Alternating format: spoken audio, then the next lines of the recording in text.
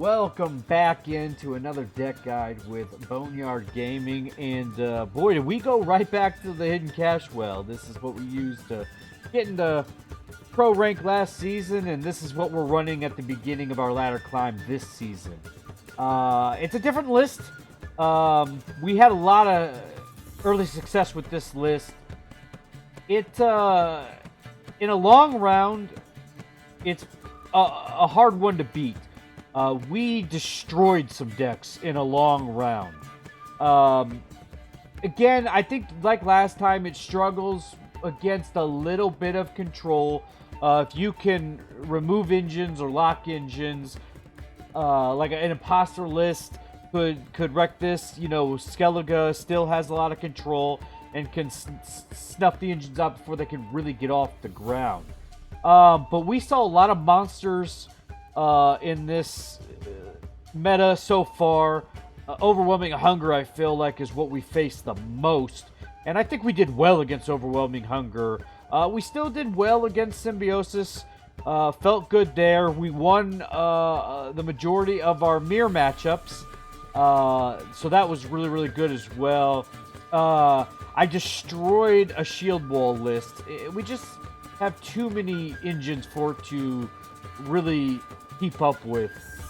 I would say I struggled. You know, Symbiosis can bleed. The thing about the list is I think we have better protection against getting bled. Or we could even bleed with the list. That's the nice thing about this list, whereas, you know, the last list, you wanted to win round 1, pass, and go along round 3. So we start off, you know, like I said, bread and butter with Passiflora. You can use Passiflora in possibly around 1, 2, or 3, depending on where you want to go. But like last time, hidden Crystal Skull and Lieutenant are always gonna be my go-tos. And I will say with this list, I feel like I wanted to be on blue coin with Lieutenant in my hand the most. So, but I felt like without that, when we're on red coin without Lieutenant, round 1 could be hard to win. I felt like a lot of times we were playing 3 cards, passing, trying to withstand the bleed sometimes, and then kick ass in round 3. But, you know, having spenders is huge. You could advocate for the Pirates Cove meta. I think with Freddy talking about it being in the longer meta, you could see more people go after Pirates Cove. We did stick with Hidden Cash this round, but keeping spenders is important. So that's why we've got Jack, and why we've got, you know, Sea Jackal, and then having 2 Urchins. So keeping the spenders is absolutely important. So your big combo here, obviously, with Caesar having a buff in the latest patch. Caesar and Sigi are your ultimate combo. They play for massive points. Granted that you got a spender. Like I said, you need Sigi to spend in. Caesar is his own spender. So really, you want to be able to thin your points out so that a heat wave or a champion charge or a tall removal can't end you. So that's why Caesar being a final say and being able to spread your points out is super huge. You know, went with Bank this round. You know, be careful on not to use Bank too early because, you know, I know you can either go after Passiflora or Sigi, Caesar, or even a Spender. So certainly important there. You know, what list can you have in Hidden Cash without? It's auto-included Flying Redania. Adreno being your second proc for Passiflora, because remember, with the scenario, they swip.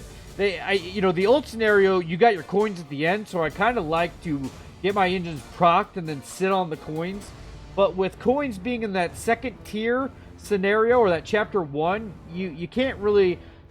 You got an engine behind coins now, so that really kind of changes up how you use it. So I like Adreno to be able to, you know, be able to spend coins before we take the proc of gaining the coins next.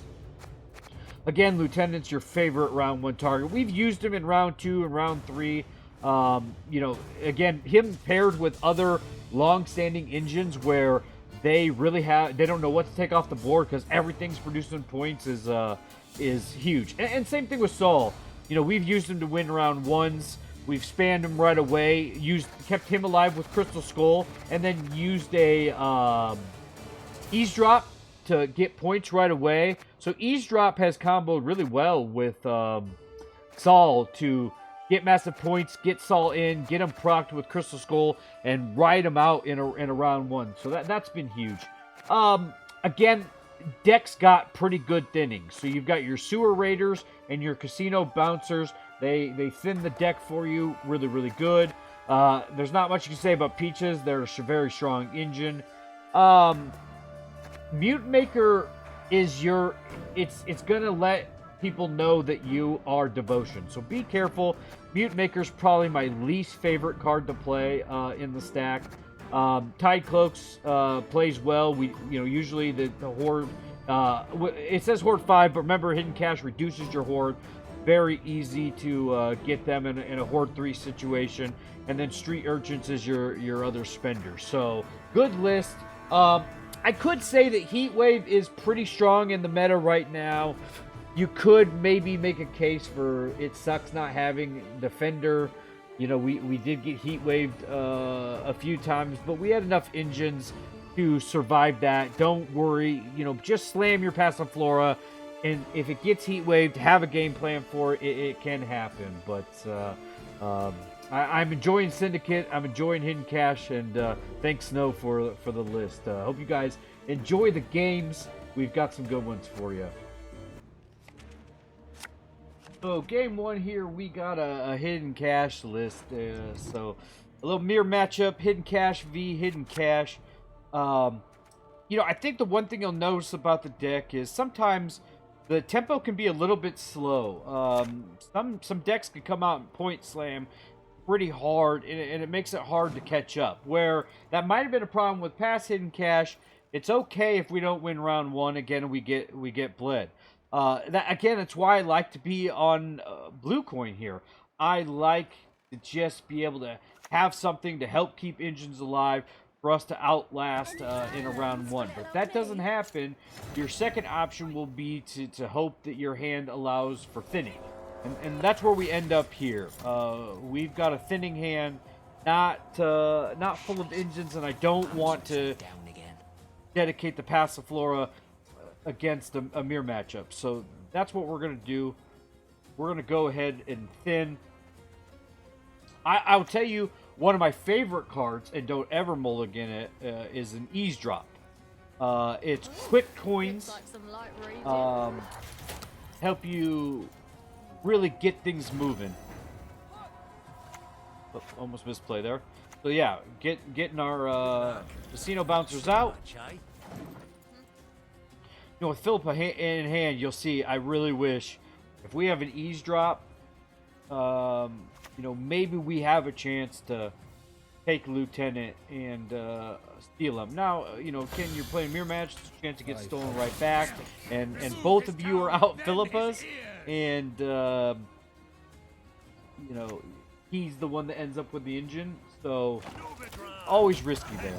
But you can just see that we're playing our bronze package. Time to get out. Again, Mute Maker, one of my least favorite cards in the deck.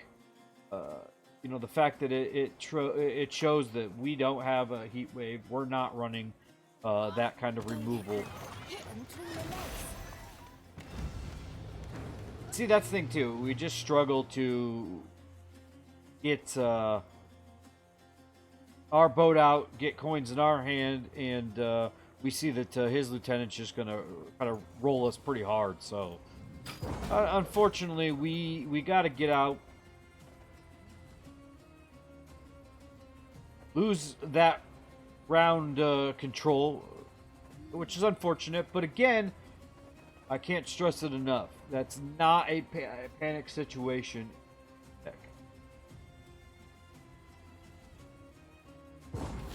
Yes, you!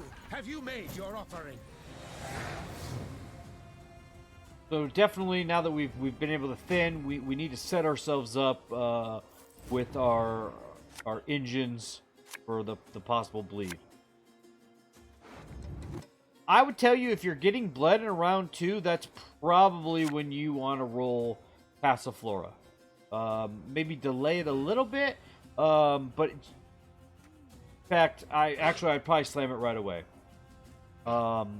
We do want spenders to have in our hand. That's why I actually kick one, is because I want to have a chance to be able to play deep into the round and have a possibility to get maybe a spender back with maybe bank, or maybe I'll be able to keep one in my hand.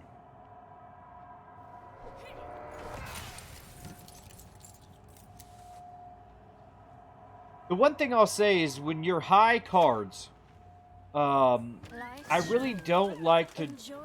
I guess I said drop Passiflora. The one caveat I'd say is wait till your opponent's committed past 7 cards.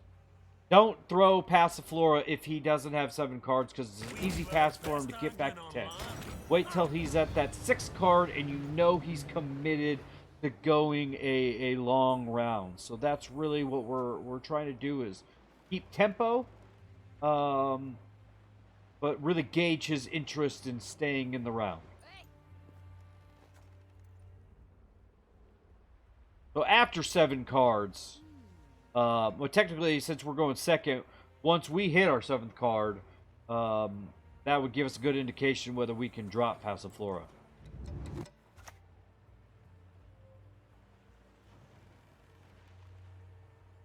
Just trying to gauge, you know, I don't want to burn myself out of procs for my scenario. We want to get Boat out. Obviously, getting it out is huge just for, again, it's thinning out of our main deck, too. So, you know, it's one less card we have to look at in bank, any of those pieces. So, super important to get it out ASAP.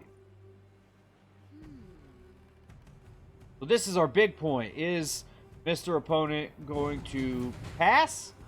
Or is he going to take the long round? You can see he takes the long round against us. Shame to let this beauty go to waste. Just had to use a spender there. So you can see we only got 1 spender, or 2 spenders in hand. So, you know, sitting pretty good for us. We'll be able to go into a long round 3 with Passiflora. We've got Caesar. We're just missing Sigi. But we've got bank.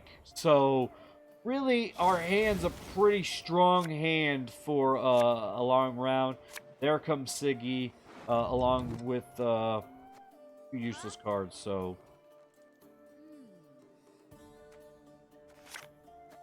perfect. I mean, look at that. You know, look at perfect. Really, really good thinning. And now we're guaranteed the other card with bank.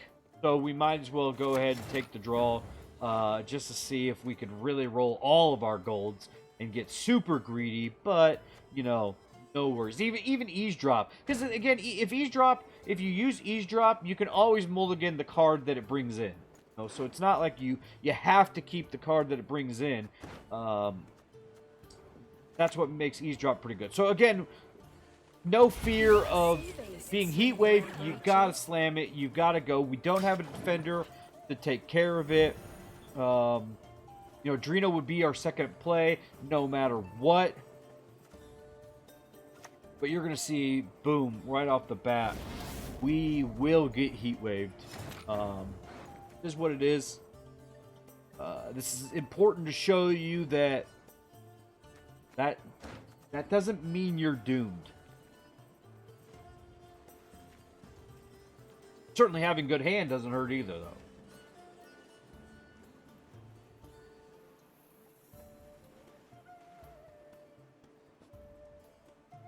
So, you know, like I said, originally we're considering where to go, what to grab. So that's where we decide to roll Sal to get engines going.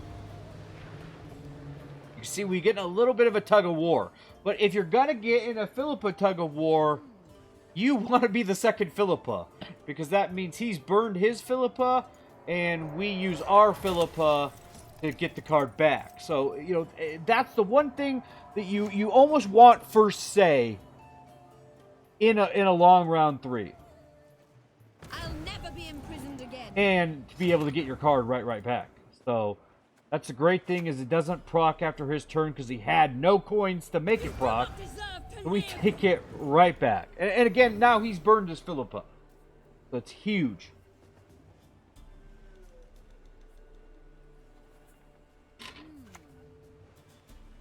But you're going to see he's able to slam Passiflora.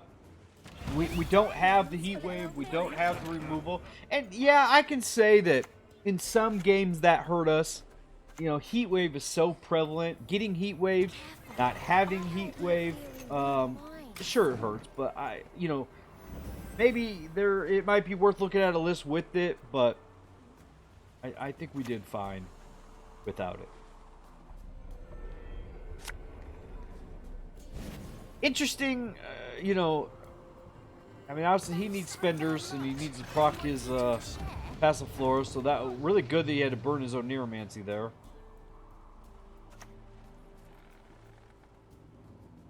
So again, having typical long round 3, we just want to get engines rolling right away. Well, here comes his Adreno. I think we'll counter that by playing our Adreno next. We share the profits, not the work. Or drop makers. We do drop makers. That's right. I'm trying to get to 7 coins so I get maximum sol value. So we actually kind of delay our... we know we won't over profit with the Adreno, so it's kind of worth us to at least get one more large sol proc. You can see though, you know, he gets this all off, but these lower coins. I think getting Saul off, he grows the fastest if you can hold the coins for him. So that's something to consider. That, you know, I think we were well off to get Saul out pretty early once we got our Passiflora yoinked. Eated, I should say. So, you know, he's got M key. You know, again, I like M key takes long rounds to develop. So she pairs well with Saul, but, you know, I like Sigi and Caesar because they are instant profiting.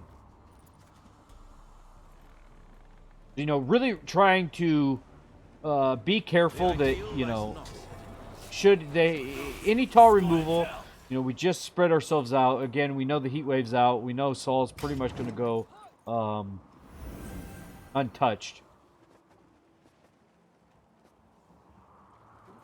But, you know, like I said, maybe he puts a reset in there or has a morale. So, you know, you forget the morale is pretty handy. And actually, you know, as our last video, we yoinked the morale. So that we lose a 19 point. Well, in fact, it'd be more by the time we get that off. So that's why it's so important to have spenders to be able to spread your points out so that we don't. So look at this though. We survived getting yeet waved, and we survived a morale poison to our Saul. You know, think about that. That's some heavy removal, and we still win. We barely win, but we still win. So, you know, it's a good chance. Like I said, you know, once you put Sigi out, go ahead, spread your coins around, and then I like to use Caesar to spread, you know, Caesar as the spender to make sure that we don't commit to any one card more than you can see. They're all about even points there.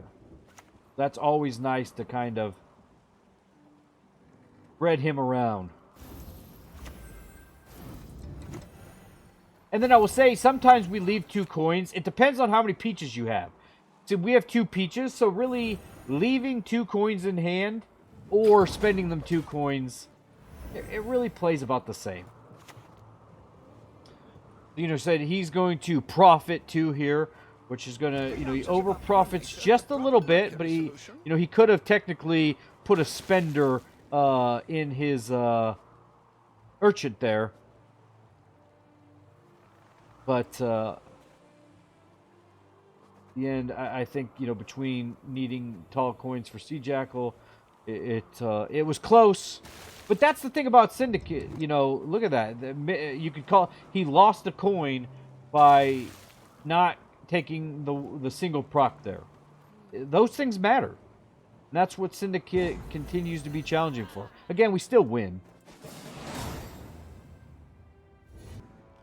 So, game 2 here for monsters, and gosh, we had so much we played by far the most Overwhelming Hunger. I think Overwhelming Hunger is super huge in the meta right now. You can disagree or agree with it, but man, we faced overwhelmingly Overwhelming Hunger. So, you know, get ready to deal with it. We'll see how long that lasts. Again, we are on blue coin. You know, I could be wrong here, but I love blue coin. But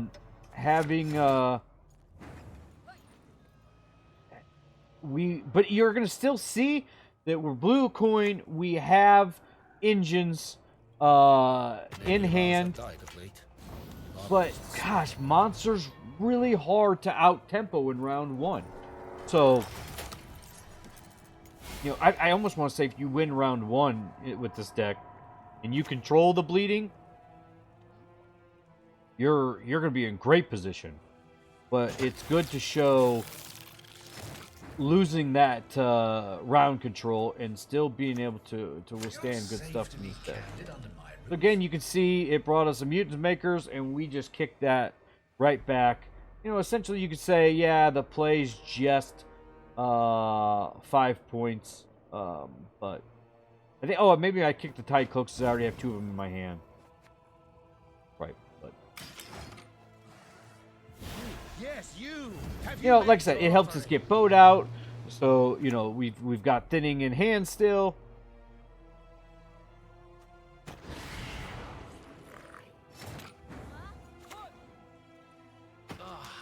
Use that, smell that. Yeah, I mean, we're trying to thin and keep pace. You know, almost make the point is, do you commit Saul in a round like this? You know, do you take the pass sitting at 10 points ahead? So I think at this point, you know, or do you keep the round going, expecting that you're going to probably get out-tempoed with Frost, and it's just another chance to kind of keep thinning garbage bronze while Mr. Opponent catches up. But I think that's what we opt for. I don't want to commit Saul yet. Go ahead and spend the coins there. I don't want to overspend or miss coins. I think that's all we've designed to is we'll keep tempo up, but we didn't want to commit Sal. We weren't that hungry to win this round. You can see he's already catching up. All we want to do is try to avoid losing on even. And I could say, you know, as much as I love blue coin, I could also say, depending on the hand, it can be hard to maybe maintain, you know, losing around but having card advantage.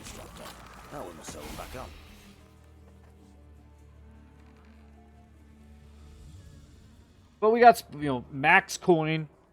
Carryover kind of sucks, even though sometimes it is super nice to have 4 coins starting off with, you know, a hidden cache still available. But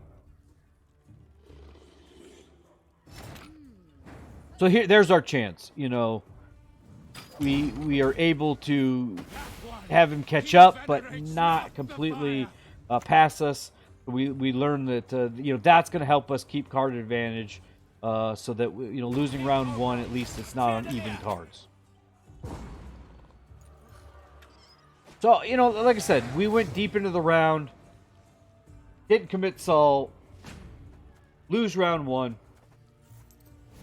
Got 2 powerful engines. So now, again, the bleed you could say it's super important that we get past the floor here, which that's why we have bank. We have 2 3 procs. That's why we can kick one, which we get another one. But we look strong. Don't again. Once you're past that 7-card round, tempo fast. You want your opponent to pass the round almost as soon as possible.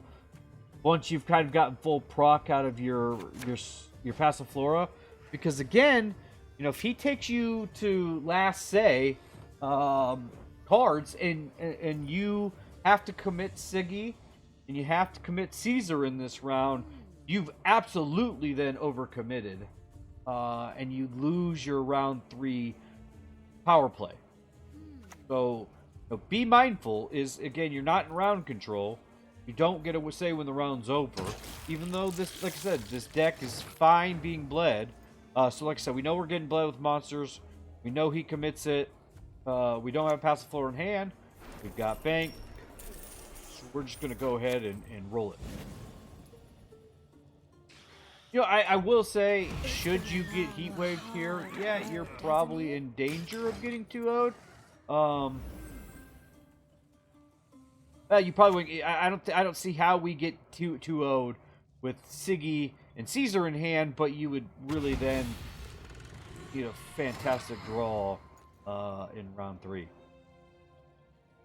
So again, getting Adreno here is perfect, because he's gonna allow us to do high spending and then take those coins right back, right at 7 coins. Haven't even used cash. Again, we're against Haunt. I mean, with Passiflora, fully rolling, that's nothing. And I will say, monsters have some great engines to steal. So you can see I'm trying to be mindful of keeping Philippa value. It's really good here. We're able to, you know, he commits his Stregobor without dominance. So that was certainly nice. So we can, again, keep rolling with popping engines off.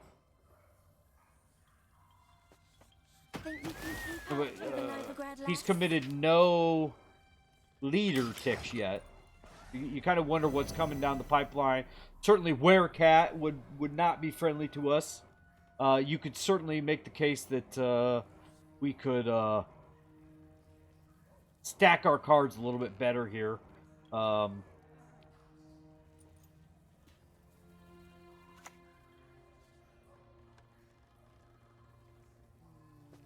Naivety is a fool's So he's looking lesson. to, you know, remove powerful. Like I said, again, not a particularly successful play here. But again, I really just want to keep tempo. So, you know, again, Saul needs a long round to really gain good value. So, you know, I almost don't mind if we decide to commit him, because, you know, he's not going to get value for it in a short round. Again, keeping card advantage is huge. So yeah, that's the best chance for us to get our Saul out with 7 coins in hand. He's getting max proc. Our engines are popping nice. You know, he has even, and the thing is he's tempoing very slow here. So he does commit his debt laugh because he needs the tempo up and catch up quickly. That'll be a big point play.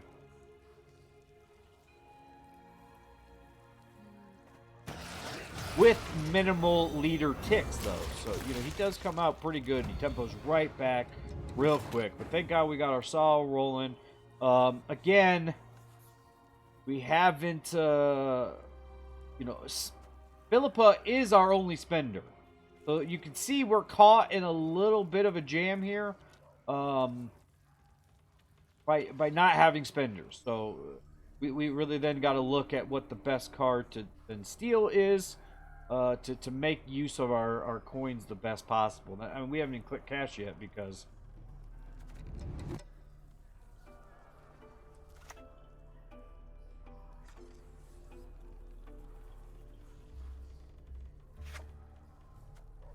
You know, trying to manage. I'll never be imprisoned again. Yeah, we do. We just gotta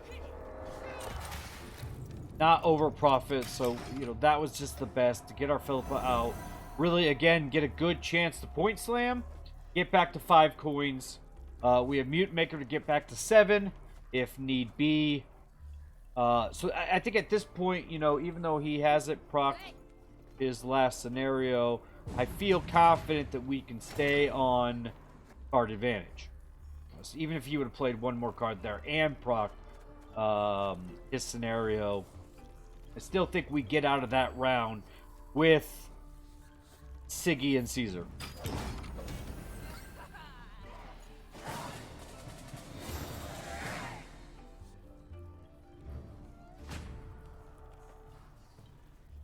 So it's nice, you know, an unsuccessful bleed there. We get all those spenders that were missing last round. I mean, you know, like I said, yeah, Jack would be nice, but we do have a lot of spenders. Mute Makers is definitely worth kicking to see what else we can get.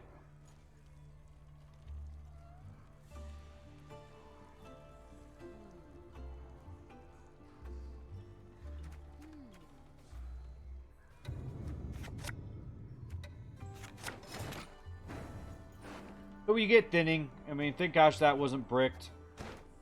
Peaches, you know, we felt was going to take too long to kind of pop off. I'm not sure why I didn't kick Mutant Maker there. I guess the 3 coins, you know, probably pretty nice at that point. But again, we were just choosing what card to kick for trying to get Jock. But again, having at least 2 spenders to spread out will be huge.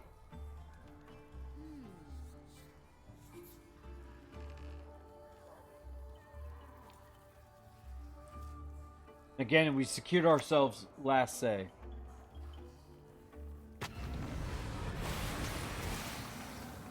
You know, again, that was half a card. So that actually, you know, he spent a full card to kill half of our card. So, not the end of the world there.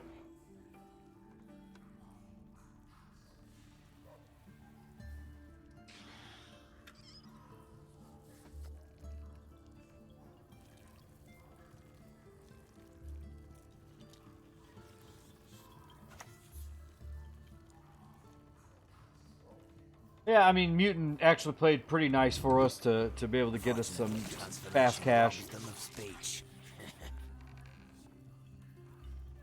You know, I'll probably highlight this in a few other games, but I think as Sigi gets more prominent and people understand that you probably are following up with the Caesar, you're going to see Sigi get more and more removed.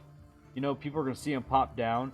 So I think it's also important to place spenders, you know, like street urchins, things that profit. So maybe you got Jock, street urchins. Place them next to each other. Because if your Sigi gets removed, you need to be able to put Caesar between 2 other profiting cards. So, you know, we're going to put sea urchins down there. We'll probably put Sigi next to it. Because, again, you know, if you've got 2 cards that get you coins on deploy or profit, put them next to each other. That way, if Sigi gets taken off the board, still get Caesar value. It's huge. I probably can't emphasize that piece enough. Hopefully there will be another game. I'm trying to think that will really highlight me playing that piece. And he did get removed a few times. You know, as people start to become aware of that meta of Sigi and Caesar, they'll absolutely save damage to take Sigi off the board from allowing Caesar to get back to full coin. Are you cold, human insect? It won't be long now. again, you know, did really well against overwhelming hunger. I think that's why we had good success with this list early on.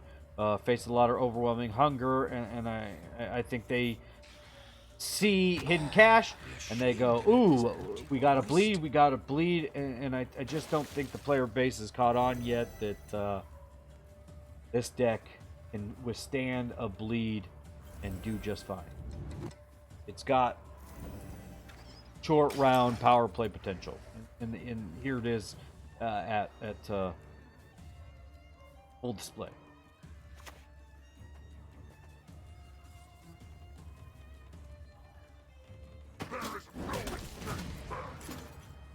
I remember keeping spenders above some 6 and at 7 and 9 to avoid decoction, to avoid a rock slide.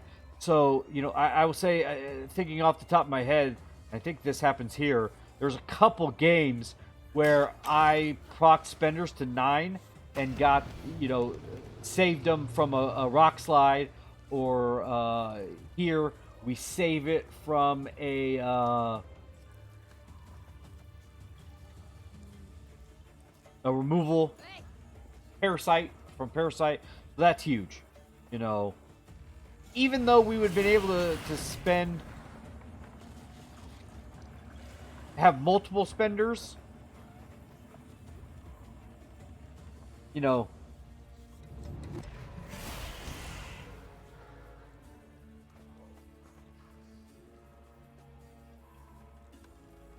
we are holding full 9 coins. Like I said, I know I can't remove 2 spenders at the same time. Let's just say, with last say, it's just which one survives. I think, opponent makes a little bit of a misplay there. Again, even if he he can't kill either one of them. This is a help. So we can absolutely spend all the way towards one. We don't even need to use hidden cash. Got the dub. So game 3 here, and this is by far the most exciting game you'll see here.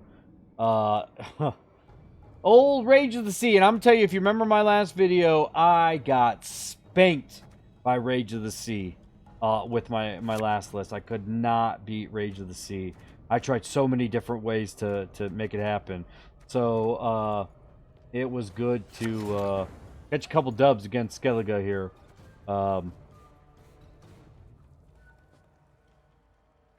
SK still super powerful. I haven't played too much of it. I like Skellige, just hasn't been my cup of tea yet. I haven't played it in much Scoia'tael either. That's Scoia'tael and Skellige have probably been my 2 least played factions, and I've been playing a lot of NR, but not a lot of Shield Wall, honestly. So, again, I'm happy to be on blue coin here for the most part. Since we don't have control, I will say being blue coin against the control list, probably, in fact, when they can completely keep reacting to your plays, probably isn't something you should be hoping for, but I just want to be able to keep engines alive. So look at this. There you can see that eavesdrop catches fire for us. We kick Saul because we just don't see Saul getting value against Skellige and a Morkvarg list. That was the decision that I made. To just say that Saul's not going to be... And you know what? I played enough Rage of the Sea that even if I put Saul down and he gets 3 proc, it never makes it past removal. It really doesn't. So, I don't think that's a bad play to kick Saul. I really don't.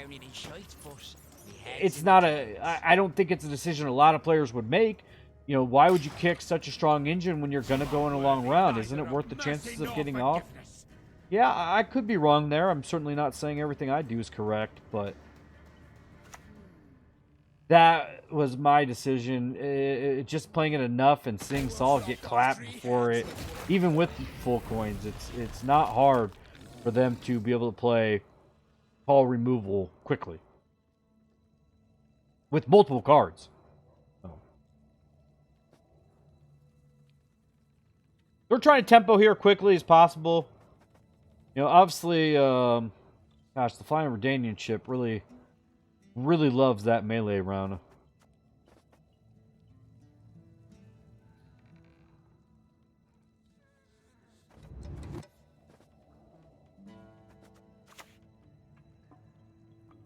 It's been a long. So we decide to commit 1 Peaches here, just because we're not sure, you know, how far we. This is where I struggle a little bit. You can see, I get kind of I've got past the cards I want to play, and then I'm kind of getting reactionary to say, gosh, do I want to stick in this round? When's a good chance to pass?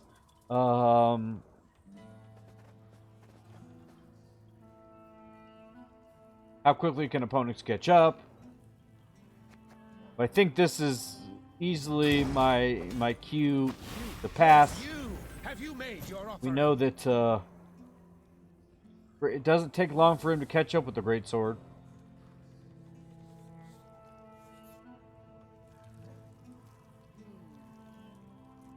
I think, you know, we overall pick a really solid opportunity to pass. Certainly being up 12 is nice. You can see that the opponent has to commit to a second Greatsword and the leader tick. But I think he makes obviously a bad call there, because he's not counting our proc. So he has to go another card. Really good pass for us. So, you know, you could say that did we lose probably most matchups against Rage of the Sea? Yeah, probably. But that doesn't, you know, I'm sure there's a lot of better Syndicate players out there than I that might fare much, much better. So the list is good. I'm a mediocre novice Syndicate player at best. That's probably being nice. So obviously that forces the opponent into passing and going the long round 3. And I'm gonna tell you, I don't like long round 3s with oh yeah, so, you know, don't like long round 3s against it. Yeah, I decide not to spend the coin there, because obviously you can see that I have it in my hand. But now, knowing that I get to aggressively mulligan it away, you know, just again with thinning cards, that's just the sucky part. You're gonna brick thinning cards. It happens. They're double-edged swords. You know, it's interesting. You can see. We are like, holy crap, we played this perfectly. We've got Skellige on the ropes, and we draw like dog shit. Absolute dog shit. You know, you can see I'm just like crying right now to not catch, you know, one of those cards. You know, again, it's nice to know that we have bank. I felt like we could have drawn a little bit better than that.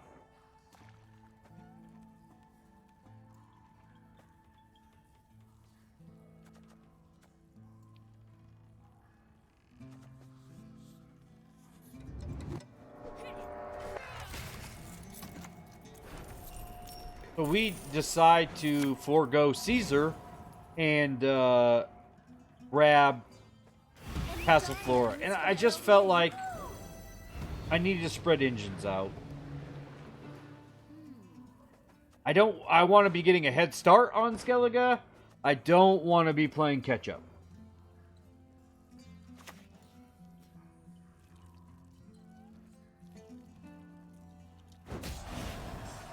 But see, look at that. I mean, that's 5 damage in 2 cards and 3 points. That's an 8-point play. And engine removal. That's a phenomenal play. That's why I kick Saul.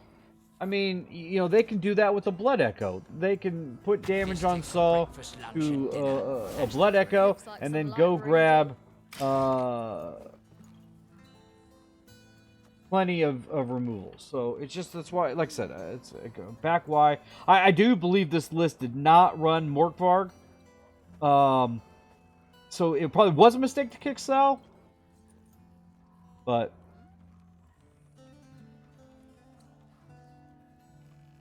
no, getting the dub isn't always the perfect way, but as long as you end there, all I can do is better next time. Blood for foul blood!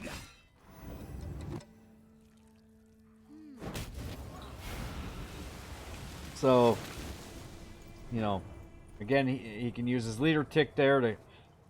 This is my big fear here. This is what sucks about playing Skellige. We are an engine-heavy deck. Our engines play small. They need to build, and there's very easy opportunity to take them off.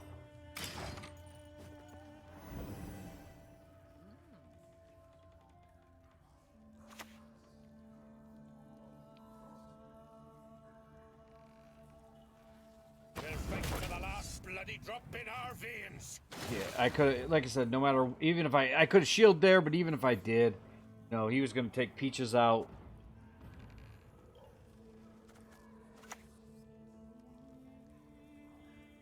So, you know, the last game, you can see that sometimes I kind of roast stacked a bit, and I wasn't really paying attention to about Werecat. We pay attention, you know, Hemdall's, you could question whether, you know, Tigvi or Morkvarg is going to be in the list, sometimes both. But I don't think it's a big question in my mind if they're going to run Hemdall. They're going to run Hemdall, so not Rostack.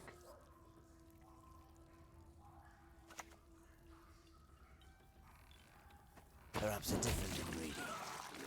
An active one. You know, there's 2 really, really good cards that are always Philippa targets. Of course, the on-crate Longship is always going to be one. I always like to hold out for the card. I can't think of its name right now. But that's usually my Philippa target. But with 2 boats, I just can't wait any longer. I think he gets that. I think he gets the card out next.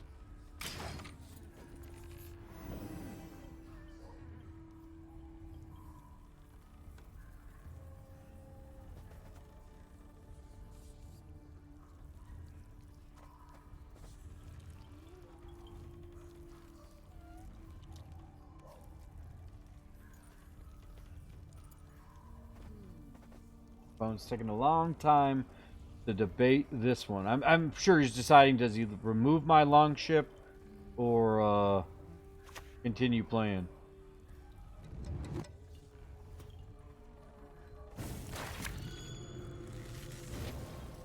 So he takes his Halmar. Again, tall removal. Again, you know, like I said, if you go for Saul on a long round 3, there's no way Saul survives Halmar.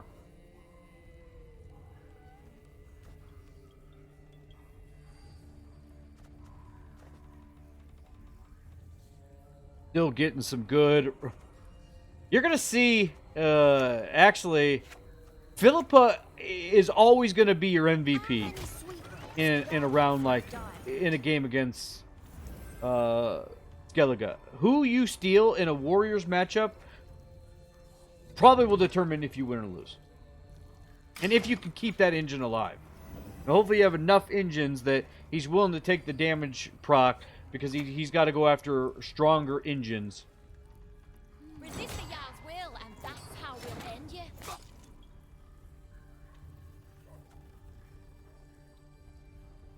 you know, I guess I debate whether playing Caesar, when we banked, was going for Passiflora or Caesar the better bet. But, you know, to be honest with you, you know, he uses all his removal, so what are the chances that, hey, we keep Caesar, but he takes out Sigi? You know, so again, that's why you can see I'm playing my cards that profit next to each other. Because I want to be sure that if I do, again, it doesn't matter. I don't have Caesar here, but this is a perfect opportunity that if you did play Sigi down and he got removal, well, there you go. You got Jock and you got Urchins right there that will get you 7 instead of 9. So wouldn't matter if it wouldn't matter as much if Sigi got removed there. They run pops pretty hard.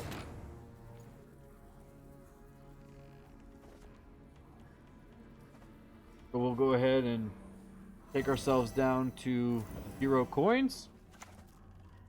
You know, we get full points here, and we really got to spread our spenders out as much as possible. Again, we only had 1 Peaches in our deck, so trading the charge there for the 2 coins made sense to us. But, you know, here comes Hemdall for massive points. But look at that. Longship gets the last say and the 1-point victory. So, game 4, final game. You know, I gotta show Symbiosis. I mean, again, I just feel like it's still 2 months in a row. It's been the non-devotion version has been extremely powerful. I can't remember if this is devotion or not devotion. But again, you know, when we've got a list that allows us to pop off, ooh, good luck. We are very strong in round 3. So getting eavesdrop in hand, always nice.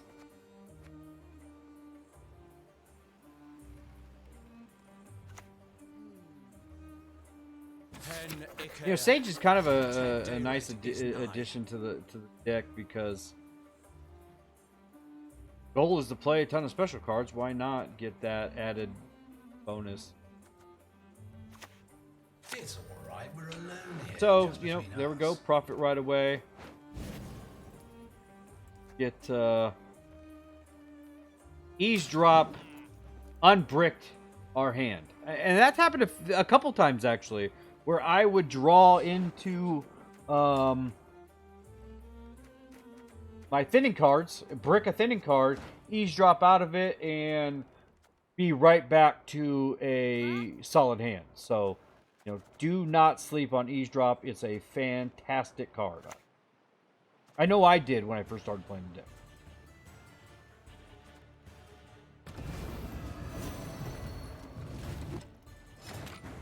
Getting tended out right away takes it out of Philippa range, so that looks pretty rough for us. And I do not love this round 1 hand. It's a pretty bad round 1 hand. Again, you obviously want to see Caesar and Sigi in your hand, but you kind of don't want to see them in your hand round 1. The other thing too is, you know, the one thing about Symbiosis is, like, we can thin, but if they decide that they don't want to invest too much in round 1, they can play carryover. So once they kind of pace out to a lead, they can just play carryover, and that kind of sucks for us. So I'm like, man, I'm trying to keep this round alive. I don't like playing 3 cards and getting out, but Sometimes it's just no other way around. Some decks can just tempo us quick. And I feel like sometimes against this, like a Symbiosis deck, you know, you could maybe, you know, if you can get down to 4 or 5 cards, your chances of having an opponent take the long round, much better.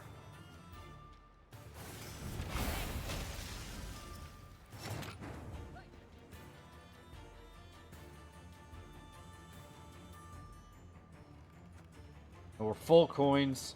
There's nothing in our hand that says we're going to be able to go far.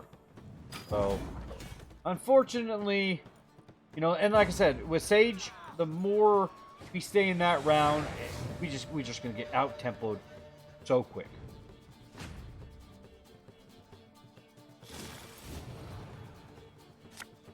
So now, you know, certainly getting Bank in hand is really nice, but also getting the Urchin in hand to have full passive floor value. So, you know, we now realize that, hey, we could withstand a bleed in round 2 if so desired, and try to maintain at least the Sigi and at least the Caesar in our hand. So again, it's nice to go into round 2 being prepared should we get bled.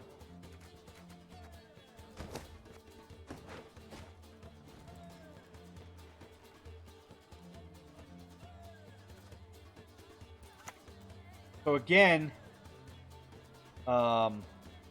being round, you know, you wait till he hits card 7 to really want to commit too much. But when I see a Dunka, that really tells me that he is committed to a long round.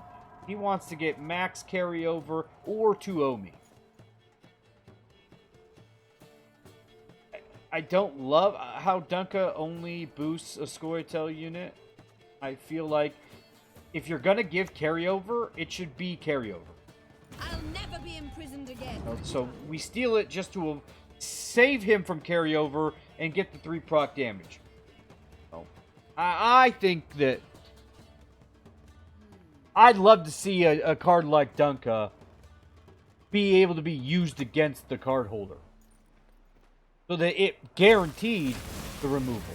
You know, like I said, all him guaranteeing removal really was just saving another 3 proc of damage. But how many points we kept out of his hand was huge. So again, that's why I don't mind committing just the Philippa, but now I'm going back to thinning just to say, hey, I think he was going to bleed me longer than that. I do believe that he planned to bleed me harder, especially with the Symbiosis deck. I think that they do have a good bleed option. I think once we Philippa his Dunka, I think that maybe made him not so confident in the round anymore, because he wasn't getting that carryover. So I think he bails out and takes the long round against us. And oh boy, big mistake.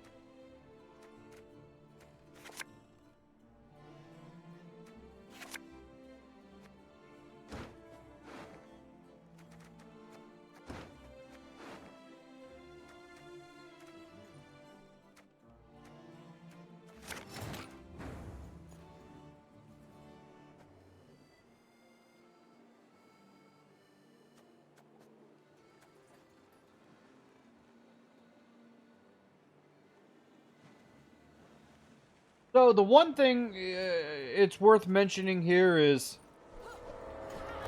if you get into a long round 3 and you have Lieutenant in your hand, Many of ours have died of late.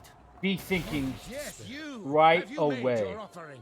about your board, because there is a good chance that you could brick your board. Don't think that you need to have Lieutenant fill the whole front row up, and so then you decide to go stack your back row. It's not a smart play.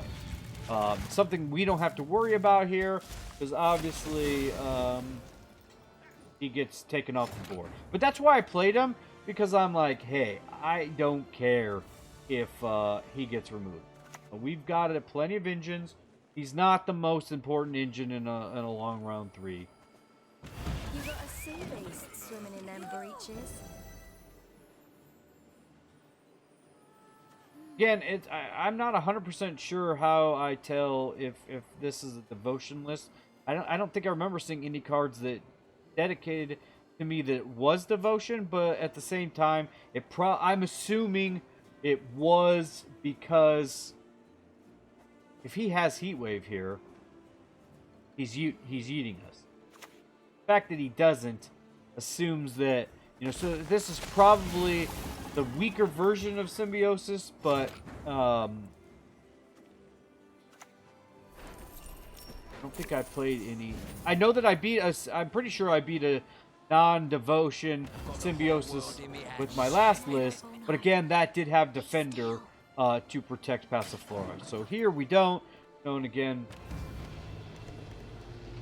when it's able to survive, when Passiflora can survive in a long round 3, good luck. You know, if I did have Philippa, this would probably be where I would commit every coin I possibly could to steal. Just such a powerful engine, but I feel we don't have it, and no, that just means we need to get our Sal rolling sooner than later.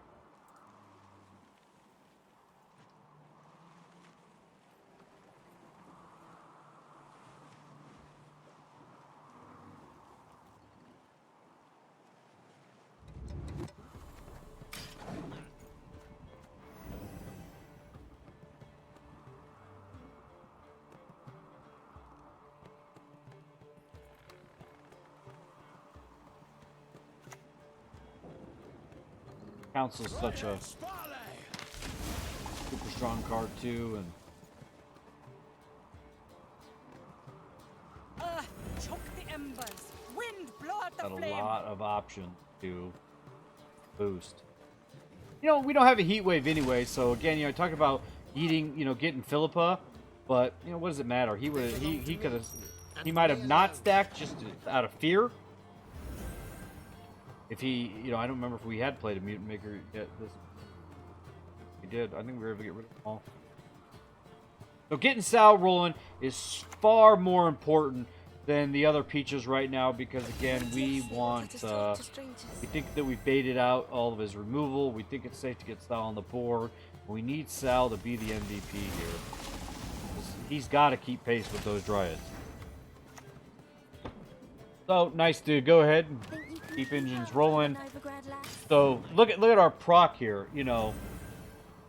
We're getting 3 proc on, well, technically 5 proc with 8 coins on our pass, and we're getting 2 proc on his play. So, that's a lot of points without even playing any cards. And as that builds, you just can't touch it. Just gonna start. We're just gonna start pulling away from him.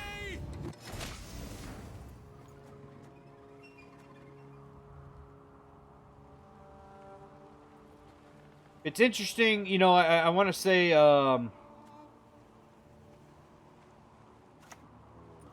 one where I get rock slided in.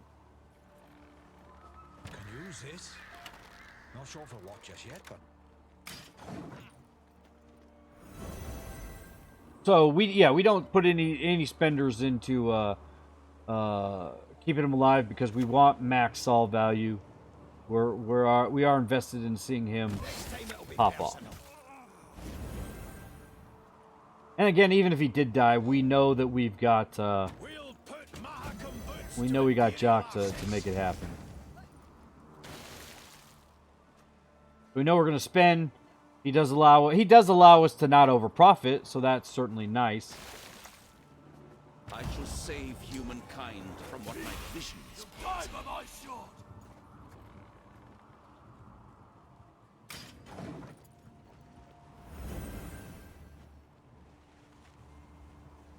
So again, spreading points out, you know, every turn he cannot keep pace.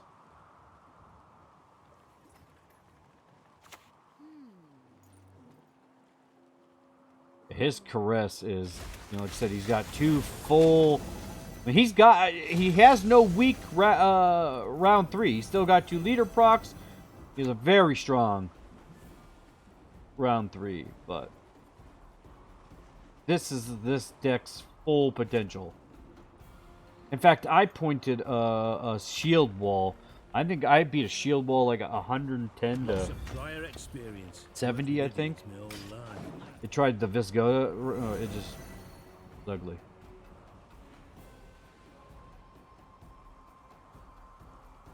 So max coin. Not devote. I mean, again, Saul's going to be any target for removal if he does have it, but I'm assuming he's devotion. Oh, no, okay, nope, that's right. He did Heat Wave. So, he chose to let our passive floor go off. That's completely correct. I forgot about that. Okay. I was wrong. So, it doesn't matter, though. I mean, it still doesn't matter. Now this is a helmet. So now, again, now we want to spread ourselves out. Now, this is important. Look at, we have peaches.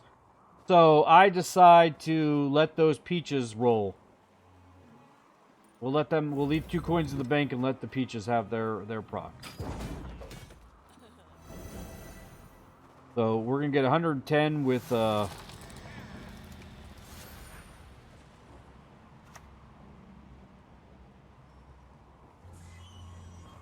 Cut the grid, or I'll cut your dog. I mean, he did use his leader ability late.